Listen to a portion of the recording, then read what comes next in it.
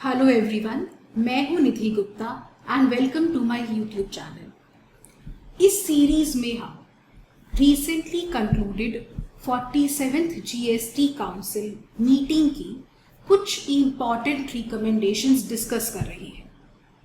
Last video में हमने discuss की थी pre packaged and labelled retail PACS.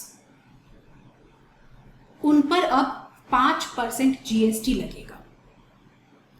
अब इस वीडियो में बात करते हैं कि जीएसटी काउंसिल ने ये कहा है कि हॉस्पिटल्स में जो रूम्स रेंट पर दिए जाते हैं और जिनका रेट 5,000 रुपीज पर डे से ज्यादा है, उन पर जीएसटी लगेगा, एक्सक्लूडिंग आईसीयू।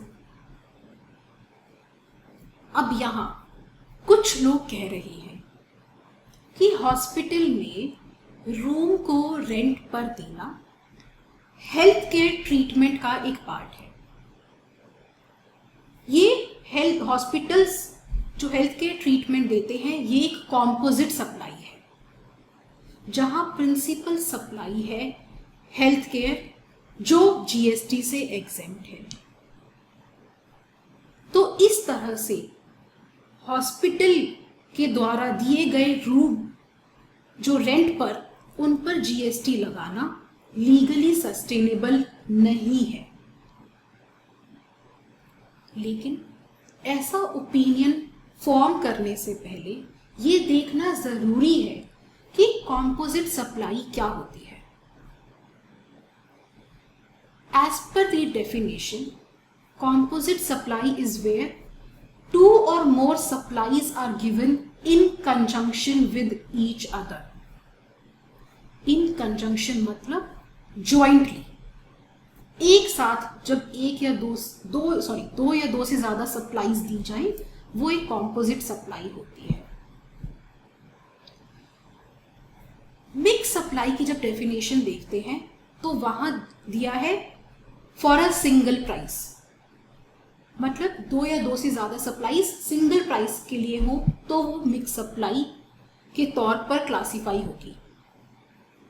बेशक ये words for a single price composite supply की डेफिनेशन में एक्सप्लिसिटली नहीं दिए हैं, लेकिन इन कंजंक्शन जो वहां लिखा है वो मोर देन सफिशिएंट है, ये इंटरप्रेट करने के लिए कि जहां पर सिंगल प्राइस होगा वहीं पर कॉम्पोजिट सप्लाई होगी। जहां अलग अलग सप्लाईज का रेट इंडिपेंडेंटली मेंशन है, वहां पर हर सप्लाई का इंडिविजुअल जीएसटी रेट लगेगा। इस बात को कहने के लिए मैं रिलाई कर रही हूं ऑनरेबल सुप्रीम कोर्ट की 2008 की एक जजमेंट इमेजिक क्रिएटिव प्राइवेट लिमिटेड के केस में जो आई थी। लेकिन मैं यहां क्लियर कर दूं कि मैं यहां पर उन केसेस की बात नहीं कर रही जहां आप एक सिंगल सप्लाई को आर्टिफिशियली तोड़ दो या फिर सप्लाईज के बीच में क्रॉस चार्जिंग हो। एक इंडिविजुअल सप्लाई को आर्टिफिशियली तोड़ देना मतलब आप होटल में गए, आपने रूम रेंट पर लिया, तो अगर होटल वाले ने उस बिल में रूम का रेंट अलग चार्ज किया, इलेक्ट्रिसिटी के चार्जेस अलग से लिए, एसी का रेंट अलग से चार्ज किया, तो उसने एक सिंगल सप्लाई को आर्टिफिशियली स्प्लिट कर दिया। और क्रॉस चार्जिंग से मेरा मतलब है जिस सप्लाई पर टैक्स रेट कम है उसकी वैल्यू बढ़ा दो, और जिस सप्लाई पर टैक्स रेट ज्यादा है उसकी वैल्यू कम कर दो। ऐसी दोनों सिचुएशंस को डील करने के लिए जीएसटी लॉ में अलग से प्रोविजंस दिए हुए हैं।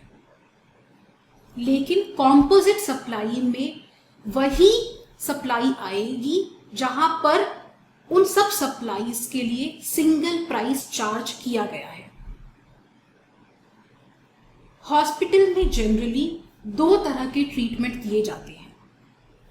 पहला, जहां पर हर सर्विस के लिए अलग से प्राइस चार्ज किया जाए, और दूसरा पैकेज्ड डील के तौर पर दिए गए ट्रीटमेंट। स्टंट डलवाने के लिए हॉस्पिटल टू हॉस्पिटल डिपेंड करता है, लेकिन 5 से 10 लाख रुपए का पैकेज दिया जाता है। अब ये पैकेज डील जो 5 लाख रुपए की है, वो एक कॉम्पोजिट सप्लाई है, ना कि दूसरी वाली जहां पर हर सर्विस का इंडिपेंडेंट चार्ज लिया जाता है। और लास्टली, अगर 5,000 पर डे से ज्यादा के हॉस्पिटल रूम रेंट पर जीएसटी की बात करें, एक्सक्लूडिंग आईसीयू, तो ये मेरे ओपिनियन में जस्टिफाइड भी है, क्योंकि इससे एक आम आदमी पर बर्डन नहीं पड़ेगा। इस तरह के रूम प्रीमियम सेगमेंट होते हैं।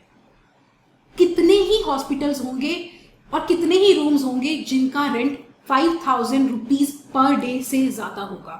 हम इंडिया की बात कर रहे हैं, और इन्हें अफोर्ड भी एफ्लुएंट क्लास ही करती है। तो इससे आम आदमी की हेल्थ केयर सर्विस पर कोई फर्क नहीं पड़ेगा, उसकी जेब पर कोई बर्डन नहीं पड़ेगा। That's it for this video. अब नेक्स्ट रिकमेंडेशन हम डिस्कस करेंगे अपनी नेक्स्ट वीडियो में। तब तक के लिए take care, have a good day, bye bye.